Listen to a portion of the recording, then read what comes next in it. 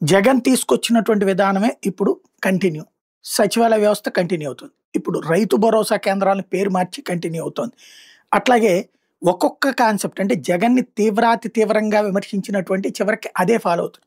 ఇప్పుడు ఏదైతే జగన్ తీసుకొచ్చినటువంటి విధానం పట్టాలు ఎవరైతే ఏళ్ల తరబడి బీఫామ్ పట్టాలా లేకపోతే ఇతర పట్టాలు రైతువారీ పట్టాలా ఇట్లాగ పట్టాలు ఉన్నటువంటి వాళ్ళకి రిజిస్ట్రేషన్ లేవు. ఇప్పుడు వీళ్ళు అమలు చేస్తారు.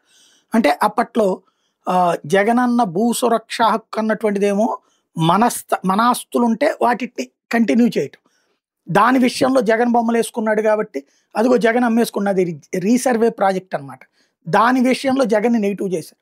ఎట్ ద సేమ్ టైం పేదలకు సంబంధించినటువంటి ఇళ్ల స్థలాలు ఇచ్చిన వాటిని రిజిస్ట్రేషన్ చేసి దాని మీద లోన్లు తీసుకునేటువంటి కార్యక్రమం ఏదైతే తెచ్చారో దాన్ని ఇక్కడ మార్చేటటువంటి ప్రక్రియ చేసుకొచ్చారు.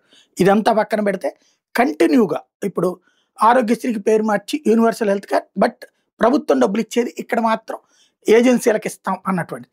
ఇట్లాగా కొన్ని మార్పులు కొన్ని విషయాల్లో ఫైనల్‌గా వచ్చేటప్పటికి జగన్ పథకాలే కొనసాగేటటువంటి కాన్సెప్టే నడుస్తోంది.